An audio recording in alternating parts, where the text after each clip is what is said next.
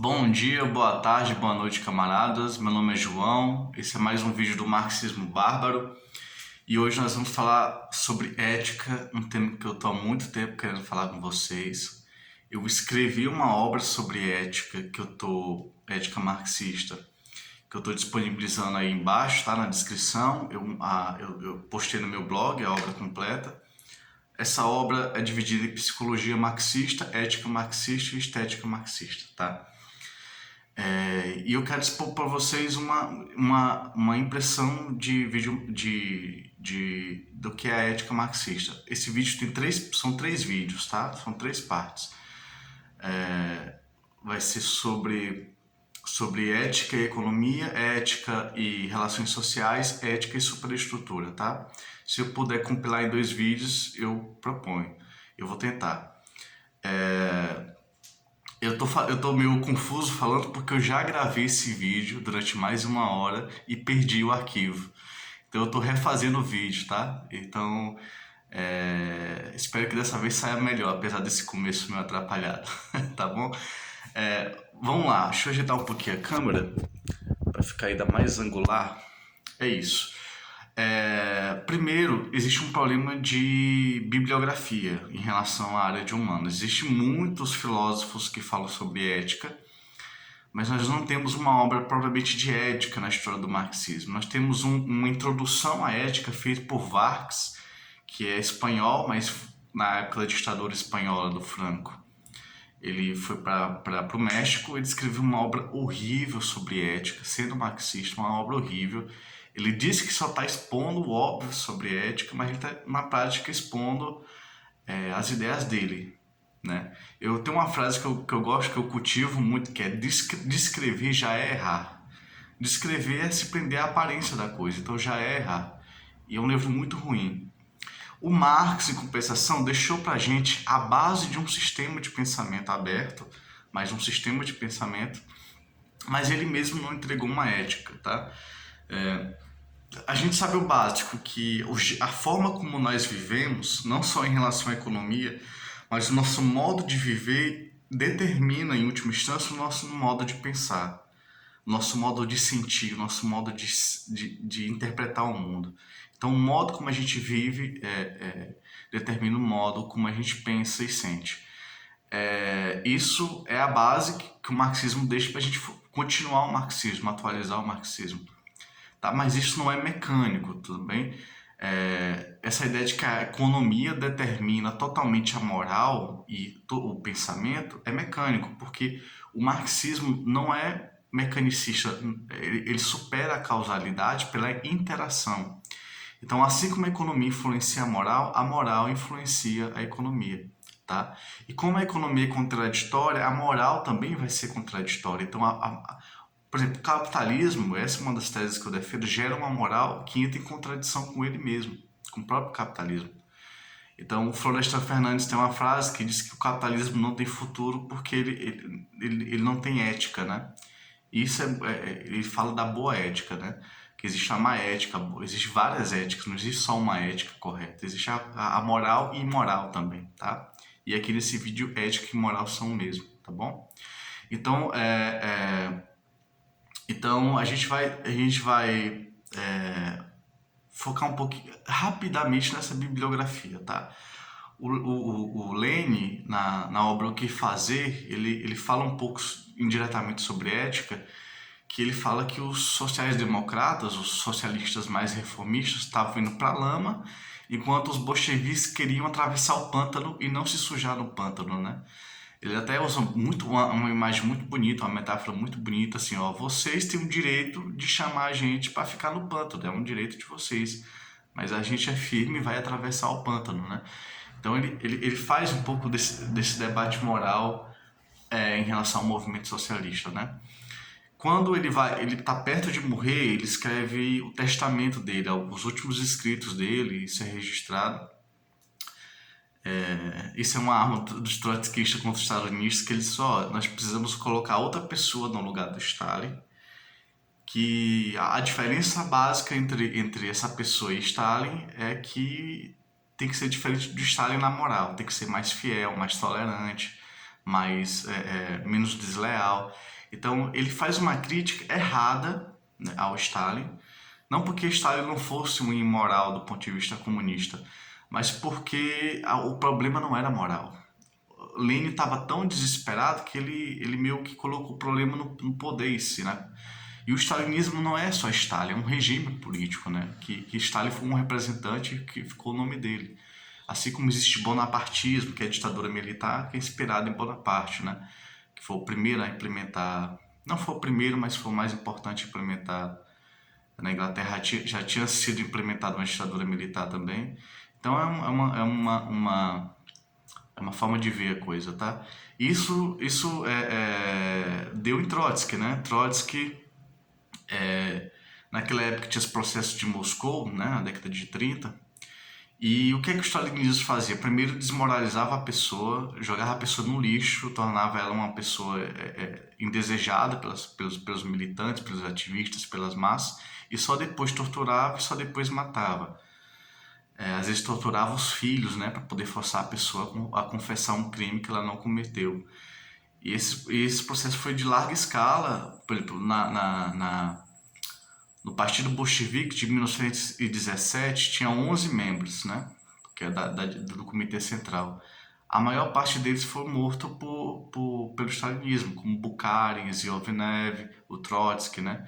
Quase todos eles foram mortos, assim, não todos eles, mas a maioria deles foram mortos pelo regime stalinista, o pessoal que dirigiu a própria revolução. Veja bem, ó, o pessoal que dirigiu a própria revolução foi morto pelo regime stalinista. Não foi só os militantes de base, intermediários, foram os próprios dirigentes. Então Trotsky estava no meio do desespero ali, sendo perseguido, tentando viver, e começou uma onda de calúnia contra ele, né? O que é que ele fez? Ele fez uma série de textos pequenos, conhecido como Moral e Revolução, um pouco antes de ser exilado, questões do modo de vida, e tem a moral deles e a nossa, né? São os títulos que a gente conhece, em que ele trata da questão da moral, mas boa parte do texto é uma forma de se defender, né? De refletir e tal. Mas ele tem uma contribuição sobre a dialética da moral, né? Que eu desenvolvo no livro, inclusive, que eu estou convidando vocês a lerem, que é a relação entre meios e fins. Ele diz, ó, é claro que os fins justificam os meios, como diz Maquiavel, mas também é verdade que os meios devem justificar os fins, ou seja, há uma identidade, uma unidade entre os fins, entre os objetivos e os meios, as formas de agir. Então, por exemplo, se a gente faz uma festa no sindicato, não é para ganhar moral na categoria e não perder a direção do sindicato. É porque a vida é alienante e a gente quer que a vida seja melhor para a classe trabalhadora contra a exploração. Então a gente oferece uma festa, um show com bandas que a categoria gosta. De um lado, para a gente ganhar moral com a categoria, mostrando que a gente está trabalhando para a categoria. De outro, para que os trabalhadores se divirtam, né? Se afastem da alienação. Inclusive, eu uso muito esse argumento no movimento operário e no movimento estudantil, no DCE e tal. Que é o seguinte, o DCE é uma entidade estudantil, se você não conhece, da universidade, dos estudantes universitários. Tipo, você não pode proibir um grupo de direita, de alunos de direita da faculdade, de falar na assembleia do DCE, na assembleia dos estudantes. Por quê? Porque isso é alienação. Por mais que eles sejam oportunistas, eles têm o direito de falar na assembleia dos estudantes, e que os estudantes decidam de forma livre, por voto, de forma emancipada, os rumos de uma greve estudantil, os rumos da assembleia de estudantes. Então, é moral respeitar a democracia estudantil, a democracia operária no sindicato, deixar a oposição falar, por mais que ela seja oportunista, porque quem tem que decidir o rumo do sindicato ou o rumo de uma greve estudantil são os próprios estudantes. Por quê? Porque a gente quer que os estudantes, os trabalhadores governem no futuro, governem suas entidades, governem o próximo Estado, governem a próxima sociedade. Então, assim, nós praticamos socialismo não é amanhã, não é depois da Revolução, é a partir de agora, tá? Por exemplo, numa reunião de militantes dentro do partido, não pode ser ganhar política no grito. Você propõe, o outro propõe e vota. né? Dentro da célula partidária. E o que ganhar, a gente vai respeitar o resultado. Então não se ganha na manobra, no grito, não se deve fazer isso, porque isso é imoral. Isso é uma prática não socialista. Então a gente consegue, a gente vai praticando o sintoma de socialismo, microsocialismo já desde agora, tá? E isso nos leva ao conceito central da ética. Fechado isso, vamos respirar e ir para o conceito central da ética, tá? O conceito central da ética é um e é dois ao mesmo tempo. É o conceito de alienação. Tá? Alienação é separação do homem de si mesmo, ou separação do homem dos outros, ou separação do homem da natureza. É separar aquilo que devia estar integrado. Alienação é coisificar o outro. Por exemplo, se você é machista, você está explorando a sua esposa, você está coisificando a sua esposa, você está reduzindo ela a mero animal. Se você vive do trabalho alheio, vive da exploração do trabalho alheio, se você é um patrão, você é um imoral do ponto de vista dessa finalidade que é a emancipação humana, porque você está lucrando, tendo prazeres anormais a partir do desprazer do outro, a partir do desconforto do outro, da exploração do outro. Então, é um conceito duplo, que é o conceito de alienação e o seu contrário, que é o conceito de emancipação. A gente tem que ser... O ideal da Revolução Francesa é a gente quer levar a sério no socialismo, levar as últimas consequências. Liberdade individual, inclusive, igualdade e fraternidade. Tá? Esse é o conceito central da ética, o conceito de alienação com sua chave oposta, que é o conceito de emancipação, tá bom? O nosso objetivo é emancipar, então a gente toma atitudes que emancipam as pessoas, os indivíduos, os trabalhadores, as categorias, tá bom?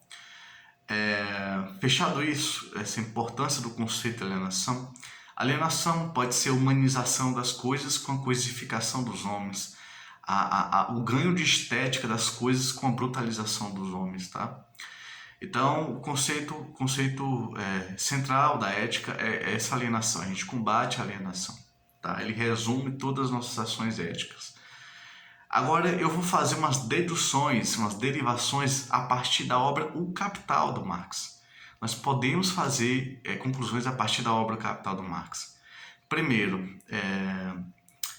o Marx fala de mais valor e mais valia, trabalho necessário e mais trabalho, produto necessário e mais produto. Qual é o conceito que ele chega? Ele chega ao conceito de exploração e taxa de exploração. O que eu estou querendo argumentar com vocês e defender essa tese é que o Capital não é uma obra moral, mas não exclui a moral. Então, quando ele fala taxa de exploração, esse conceito de exploração é tanto um conceito econômico quanto um conceito moral. Tanto o conceito econômico quanto o conceito moral.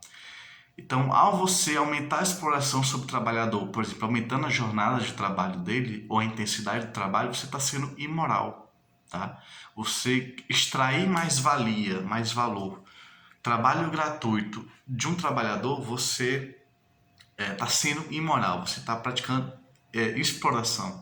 Então, esse conceito é tanto moral quanto econômico. Veja, a obra O Capital não é uma obra de moral, tá? Muita gente critica o debate moral no marxismo dizendo que ela é moralismo, tá? Confundir moral com moralismo é uma burrice, tá? A gente precisa de uma moral marxista. Sem moral a gente não se desenvolve. Então o Capital passa literalmente centenas de páginas denunciando a condição ruim da classe trabalhadora, as consequências ruins da Revolução Industrial. Então, ele passa páginas mesmo, é muito longo a dedicação no livro 1 do Capital, Marx expondo ao mundo os problemas de saúde, de condições de trabalho físico das crianças, das mulheres, dos homens, da classe trabalhadora. Ele está fazendo uma crítica moral ao capitalismo. Também, tá? Também. Eu quero fazer aqui um parênteses, voltar a um assunto anterior. Depois de Trotsky veio Lukács, tá? Lukács quis escrever uma estética, aí depois ele viu que tinha que escrever uma ética, mas para escrever uma ética junto com a estética, tinha que escrever uma ontologia, uma metafísica, né? Então ele escreveu essa ontologia e morreu de câncer antes de escrever sua ética. Nem sequer um esboço de ética ele deixou. Ele deixou várias linhas, frases sobre ética, esboços que o Sérgio Lessa compilou no pequeno livro. E sinceramente não dá para tirar muita coisa dos destaques dele, das frases curtas dele. Então, ele morreu, por exemplo, achar que o problema da burocratização na União Soviética era um problema moral. E não era um problema moral, para falar a verdade. Mas ele achava que era um problema moral. Eu creio que com alguma dificuldade ele podia superar essa questão da crítica que ele fazia ao stalinismo, né? Não era só um problema moral.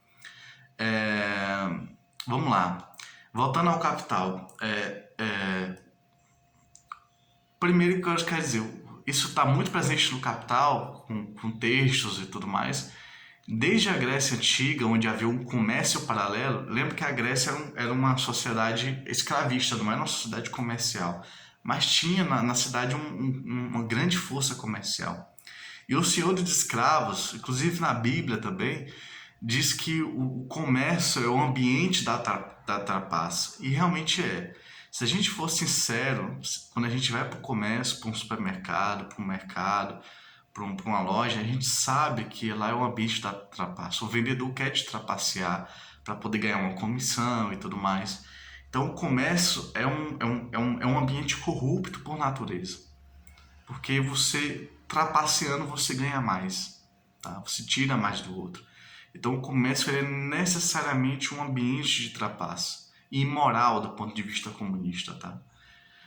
Do ponto de vista humano. Quando eu falo comunista do ponto de vista humano, ele corrompe as pessoas porque é da natureza dele fazer isso. E se a gente for sincero sobre nossa própria vida, das experiências que a gente teve, a gente vai ver que é isso mesmo, tá? É um ambiente da falsificação, da fala fácil e tudo mais. E isso tem uma questão muito específica que é o dinheiro. Veja, para haver socialismo, não basta destruir esse demônio, esse deus maligno que é o dinheiro, né? Tem que mudar muita coisa, a forma de governar e tudo mais. Mas o dinheiro, ele, por suas propriedades, ele é naturalmente corruptor. Veja bem, as propriedades do dinheiro facilitam e estimulam a corrupção. Por quê? Se você for corromper uma pessoa com 2 toneladas de milho, você tem dificuldade. O dinheiro é fácil de guardar. O milho não é fácil. O dinheiro não se deteriora fácil. O milho ele tem prazo de validade, ele entra em decomposição. O dinheiro é trocável por qualquer coisa. O milho não. O dinheiro é fácil de transportar. O milho, as 2 toneladas de milho não. Então, o dinheiro ele é corruptor por suas propriedades. Ele facilita a corrupção. Ele facilita a corrupção, ele promove a corrupção, tá? Ele tem esse caráter corruptor. E, sinceramente, tem que ser muito pequeno burguês para não ver isso. Tem que viver num mundo paralelo, quase. Que a gente sabe que, se você for ver o seu próprio dia a dia, você vê assim, faz um balanço de 1 ano da sua vida, você vê que quase todos os teus problemas e conflitos estão relacionados a dinheiro. Até dentro da família, as disputas, as guerras familiares e tudo mais. É um inferno, tá? Que a gente vive. Então, o dinheiro tem essa capacidade corruptora, tá? Feito isso, nós vamos fazer alguns comentários a mais sobre, inspirados no Capital do Marx, sobre a questão moral. O segundo é a coisificação da liberdade, da igualdade, da fraternidade. Há uma coisificação da liberdade. Por exemplo, uma mercadoria pode ir para qualquer lugar do mundo. E você? E você? Vou repetir, a mercadoria pode ir para qualquer lugar do mundo. E você? Então é como se a mercadoria sequestrasse a liberdade. É uma coisificação da liberdade. É um fetiche, tá? É um tipo de fetiche. Uma propriedade que deveria ser humana, que é a liberdade, igualdade e fraternidade, é coisificada, é fetichizada. O grego Aristóteles, no debate dele sobre moral, ele deduz a igualdade humana pela igualdade das mercadorias, o serviço que eu ofereço, a mercadoria que eu ofereço. Ou seja, sem querer, o Aristóteles coisificou a liberdade humana e, nesse caso, a igualdade humana, porque diz que um sofá e uma casa, três sofás e uma casa são iguais. Logo, os trabalhadores, o sofá o dono da casa, o dono do sofá são iguais e tal. Então ele coisifica essa igualdade. A liberdade, a igualdade e a fraternidade são coisificadas, tá? É um fetiche. Indo para mais dois temas sobre economia, antes da gente partir para o próximo vídeo, que eu convido você a assistir, que é sobre relações sociais e superestrutura, e moral, né, no caso, existe a farsa moral do capital. Eu cheguei a um conceito, eu não inventei esse conceito, eu descobri esse conceito, que é a ilusão objetiva. Nós pensamos a ilusão sempre como subjetiva, uma alucinação, um delírio, né, mental, mas a própria forma aparencial da sociedade tem uma ilusão objetiva. Por exemplo, parece que você é livre para trocar de patrão. Você é livre porque você pode, cansou do patrão, vai para outro patrão. Isso é uma liberdade, certo? Mas isso é uma farsa inconsciente. Você serve ao conjunto da classe burguesa, ao conjunto dos patrões. E também o conjunto da classe trabalhadora serve ao conjunto da classe dos capitalistas. E você, como indivíduo, não serve só ao seu patrão, você serve ao conjunto da classe capitalista. Então, existe essa ilusão objetiva no capitalismo de que você é livre bastante para trocar de patrão. Mas você não pode trocar a classe a qual você serve. Você serve a classe burguesa, certo? Outra ilusão objetiva, parece tanto para o trabalhador quanto para o patrão que você está sendo pago pelo seu trabalho. Que você não tem mais valia, que você não tem mais trabalho, que você não tem mais produto. Você não tem trabalho gratuito, trabalho isso. Você é pago integralmente pelo seu trabalho. Isso é uma ilusão que a forma capitalista gera, mas é uma ilusão objetiva. Tanto o capitalista quanto o trabalhador pensam que isso é verdade. Precisa da teoria para perceber a mais-valia, entendeu? Então são ilusões. O capitalismo é uma farsa moral. A farsa moral do capital, que eu estou tratando aqui com vocês, tá? Na relação trabalhador-patrão, quando você vende sua mercadoria, força de trabalho para o patrão, você é uma relação de iguais. Você é um comerciante e o patrão você é um vendedor da sua força de trabalho e o patrão é um comprador da sua força de trabalho. É uma relação de iguais no comércio, mas na produção o chicote pesa, né? Então, queria deixar com vocês esse conceito de ilusão objetiva do capital, que é uma farsa moral do capital. O capital parece justo na aparência, tá? Só que ele tem uma série de farsas morais, tá? Por último, eu quero falar da crise dos valores. O Robert Kuse, que é um alemão, uma tradição chamada Crítica do Valor, que é muito famosa aqui, disse assim, a quantidade de trabalho nas fábricas e nas empresas tem diminuído muito. Então a gente tem, por exemplo, fábricas 100% robotizadas, que mesmo tendo trabalhador, esse trabalhador não faz trabalho manual na matéria-prima, ele só vigia a máquina, né? Ele só vigia aquela esteira de produção, ele não trabalha na mercadoria. Assim não produz valor e mais-valia, essas fábricas automatizadas. É a crise do valor, a crise do capitalismo, a crise do trabalho, tá? Do trabalho manual. Então, no meu livro, A Crise Sistêmica, eu adoto essa tese dele como correta, mas eu faço uma contra-tendência, uma resistência a essa tendência. Por quê? Porque vale a pena para o capitalista manter o trabalhador barato, o trabalhador que ganha pouco, do que implementar um robô caro. Então é melhor para ele manter o trabalhador barato do que implementar um robô caro. Isso é uma resistência à mudança do sistema, né? Então, assim, é a contradição entre forças produtivas e relações sociais de produção. Isso se expressa também como crise geral dos valores. O Kuse pensava que a concorrência impunha a robótica. Eu digo, não é bem assim, tá? Fora disso, eu generalizo também a teoria dele. Ou seja, não há apenas crise do valor econômico, há uma crise do valor geral. Por exemplo, exige muito trabalho fazer uma grande obra de arte. Só que como com o videogame, com a internet, com o cinema, algumas artes entraram em decadência, né? Por uma série de coisas, também pela baixa cultura do povo. Então, o artista não trabalha mais, ele não cria mais. E o valor da arte vem do esforço de criar arte, vem do trabalho, que é a minha teoria geral do valor. Tem uma teoria geral do valor que inclui o valor trabalho. Por exemplo, o valor de uma arte vem do tanto de trabalho útil dedicado a ela. O valor artístico, desculpe, o valor artístico vem desse tanto de trabalho útil dedicado a ela.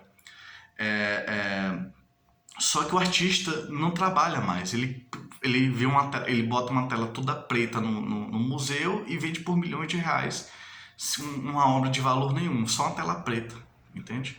Então há uma crise geral dos valores que vem do desenvolvimento tecnológico, do desenvolvimento da produção, do desenvolvimento técnico, que gera a crise do valor econômico, né? Menos trabalho manual na empresa gera menos valor e menos mais-valia. Então é isso. Eu sei que é muito assunto carregado, mas se for o caso, reassista e eu convido a assistir o próximo vídeo sobre a crise da ética, tá? E a questão da superestrutura. O vídeo todo me transformou esse conhecimento e eu acho que esse conhecimento também vai te transformar, tá bom? Até o próximo vídeo.